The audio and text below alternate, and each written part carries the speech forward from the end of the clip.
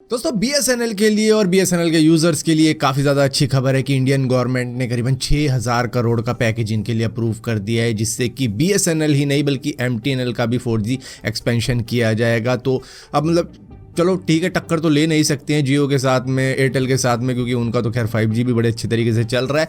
लेकिन फिर भी यहाँ पर बीएसएनएल का जो 1 लाख और साइट को कवर करने का जो प्रपोजल था उसको मतलब और तेज़ी के साथ में अब कवर किया जा सकता है, क्योंकि 6000 करोड़ रुपए अब इनके हाथ में है। तो यहाँ पर इससे ये कनेक्टिविटी इंप्रूव करेंगे 1 लाख लोकेशंस की, और इसी के साथ साथ सर्विस भी वहाँ पर अगर नहीं आती होगी तो आ जाएगी इस 4G के कवरेज के साथ में। दोस्तों आपको मालूम होगा टिकटॉक यूएस के अंदर बिकने की कगार पर आ चुका है, जहाँ पर उनको वार्निंग दे रखी है कि भैया या तो बिक जाओ या फिर बैन हो जाओ। तो उनके पास में मुश्किल से 10-11 दिन बचे ही होंगे, जिसमें एलॉन मस्क तो पूरी तरीके से बाहर हो चुके हैं। उन्होंने कहा ना भाई, मेरे को कोई शौक नहीं है टिकटॉक को बाय करने का, मैं जनरली कोई भी कंपनी को एक्वायर करता ही नहीं हूँ, वो बहुत ही रेयर होता है कि मैं कर लूँ। क्योंकि अगर आपको याद हो तो इन्होंने ट्विटर को बाय किया था 2024 के वक्त में, जो कि आज एक्स है, उसको $44 बिलियन के अंदर इन्होंने बाय किया था, और काफ़ी अच्छा कर चुके हैं। ये खैर एक्स के ऊपर का बनी बनाई इनको कंपनी मिल गई। लेकिन यहाँ पर ये कह रहे हैं कि मैं जनरली भैया स्क्रैच से ही कंपनी या अपने प्रोडक्ट को बिल्ड करना पसंद करता हूँ। मैं किसी के बनाए बनाए प्रोडक्ट को बहुत ही रेयरली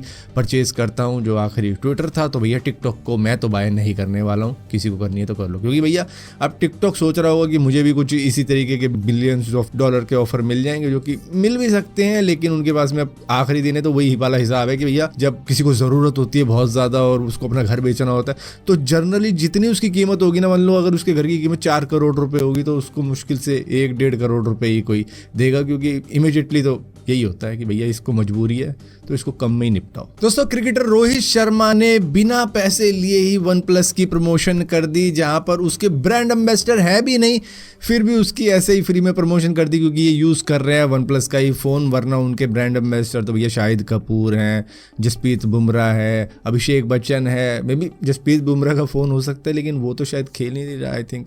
तो ये फ़ोन तो इन्हीं का ही है। तो भैया अनपेड प्रमोशन इसी तरीके से होती है, जब भी इस तरीके से कैमरामैन इधर उधर फोकस करने लग जाते हैं। तो भैया OnePlus वालों की तो मजे आ गए, क्योंकि कई सारे लोग खरीदने वाले हैं अब इस फ़ोन को, क्योंकि रोहित शर्मा यूज़ करता है भाई। दोस्तों बियर बाइसेप्स के पॉडकास्ट तो आप देखते ही होंगे, जिनको रणवीर अलाहाबादी भी कहा जाता है। ये इंडियाज़ गॉट टैलेंट शो के ऊपर गए थे, और वहाँ जाके जो इन्होंने बातें बोली है, आई थिंक आप इनको मतलब जो भी समझते होंगे, बहुत ही मतलब घिनौनी बातें कर दी हैं पेरेंट्स के बारे में इन्होंने, जिसको सुन के शायद आप कहोगे भाई कितनी नीचता वाली बातें तुम कर रहे हो। मतलब ऐसी बातें तो शायद कोई मतलब कोई क्रिमिनल भी होगा ना, बुरे से बुरा क्रिमिनल होगा, वो भी नहीं सोचेगा जिस तरीके की घिनौनी बातें इन्होंने की हैं। मतलब मैं बोल भी नहीं सकता, ऐसी बातें की हैं, और कुछ ऐसी बातें और करी हैं कि मतलब बताते हुए भी शर्म आती है कि भाई कितनी घिनौनी बातें की, कि भैया तू 2 करोड़ रुपए लेके मेरा ये कर दे। इस तरीके की घटिया घटिया बातें ये उस शो के ऊपर जाके कह रहे थे, और अब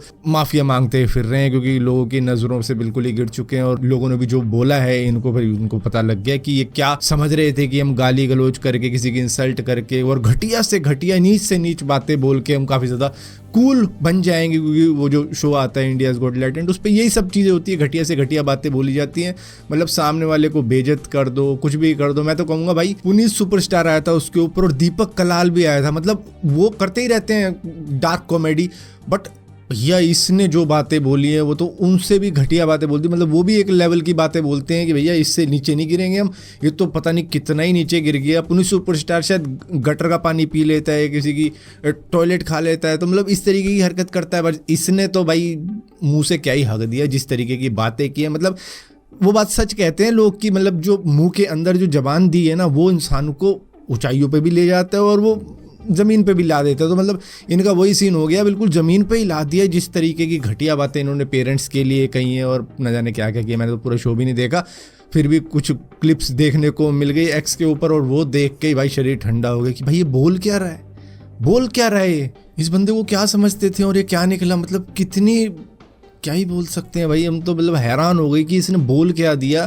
कि इतना ज़्यादा मतलब ट्रेंड कर रहा है एक्स के ऊपर जो। और जब देखी इसकी क्लिप है तो भैया आप भी देख के हैरान हो जाओगे कि भैया कितनी घटिया घिनौनी बातें ये कर रहा है। इतने बढ़िया बढ़िया ऊंची पोस्ट के लोग जो कि मतलब काफ़ी कुछ अचीव कर चुके हैं, वो इनके पॉडकास्ट के अंदर आया करते थे। जॉन इब्राहिम आ चुका है, अक्षय कुमार आ चुका है, कई सारे पॉलिटिशियन आ चुके हैं, कई सारे मिलिट्री के लोग आ चुके हैं, विदेश से भी लोग आए हैं और न जाने कौन कौन और आते हुए। और आई थिंक अब तो सभी कैंसिल करेंगे, सभी बॉयकॉट करेंगे इनके पॉडकास्ट में आना, मतलब क्योंकि असलियत सामने आ गई। अब बाद में माफिया मांगते रहो तो मतलब असलियत तो दिख जाती है ना, असलियत तो एक बार निकलती है और उसके बाद में तुम क्या उसको छुपा लोगे कि नहीं मैं ऐसा नहीं बोलना चाहता, मैं ऐसा बोलना चाहता। भाई पूरी लाइन बोली है, हंसे हैं लोग अच्छी तरीके से, और एक बार नहीं कई बार घटिया से घटिया चीज़ दिमाग में सोच के बोली जा रही है और उसके बाद में कह रहे हैं नहीं मेरा ये इंटेंशन नहीं था, मैं ऐसी बातें नहीं करना चाहता था, नहीं मेरे मुँह से निकल। भाई मुँह से कुछ नहीं निकलती जो दिमाग में होता है, क्योंकि जब भी मुँह से कुछ निकलने वाला होता है वो दिमाग में पहले प्रोसेस हो रहा होता है, दिमाग में चल रहा है और अब मैं बोलूँगा। बोलना तो कई सेकंड बाद निकलता है, उससे पहले दिमाग में आ ही जाता है कि क्या बोलना है और तुमने बोल दिया, असलियत निकल गई सारी। दोस्तों आपको मालूम होगा कि यूएस पीछे पड़ा हुआ है इलीगल इमिग्रेंट्स के, और उन्होंने ऐसे लोग भी पकड़े हैं जो कि 2010 से रह रहे हैं इलीगली यूएस के अंदर, तो उनको भी डिपोर्ट किया जा रहा है। मतलब कि उनकी शादी हो गई, 4 बच्चे हैं, 5 बच्चे हैं, कितने बच्चे, वाइफ वहीं रहेगी, बच्चे वहीं रहेंगे, लेकिन उनको डिपोर्ट किया जाएगा जिस भी कंट्री के अंदर रहते हैं। तो इस तरीके की भी कंडीशन हो रही है यूएस के अंदर। और आपको मालूम होगा 104 इंडियंस को डिपोर्ट किया गया था जिन्होंने यूएस डंकी मारने के लिए भी 40 लाख से लेकर 1 करोड़ रुपए तक लगाए थे। लेकिन अब इनकी ऑडेसिटी ये देखो कि ये गवर्नमेंट से डिमांड कर रहे हैं कि हमने जो लोन वगैरह लिया है यूएस डोंकी मारने के लिए तो वो भी वेव ऑफ किया जाए और इसी के साथ साथ हमें गवर्नमेंट जॉब भी दी जाए। तो इस तरीके की भी बातें की जा रही है। मतलब इनकी बेशर्मी ये देखो कि ये यूएस जा रहे थे, ये इंडिया छोड़ चुके थे कि हम किसी भी हाल में यूएस जाएंगे, वहीं रहेंगे, वहीं कमाएंगे और मौज मारेंगे, लेकिन अब इनको वापस भेज दिया गया है। तो ये कह रहे हैं कि भैया जो हमने लोन लिया था वो भी माफ़ कर दो और हमें गवर्नमेंट जॉब भी दे दो। भाई अगर इतना ही तुमने सोचा होता तो वो पैसा यहाँ लगाते, तो यहीं रहते और शायद उस जॉब की तैयारी करते जिसकी तुम डिमांड कर रहे हो कि यहीं पर सब कुछ करना था, और 40-50 लाख रुपए या 1 करोड़ रुपए भी जो तुमने लगाया वो यहीं के लिए लगाते, यहीं पर कुछ बिजनेस सेटअप करते। लेकिन तुम्हारा इरादा ही भाई यूएस जाने का था कि भैया यहाँ तो कोई लाइफ है ही नहीं, यहाँ तो कुत्ते बिल्लियों की तरह रहते हैं, हम तो यूएस जाएंगे, हम वहाँ जाके रहेंगे, वहाँ तो अच्छी कंट्री है, अच्छा सिस्टम है, सब कुछ अच्छा ही अच्छा है।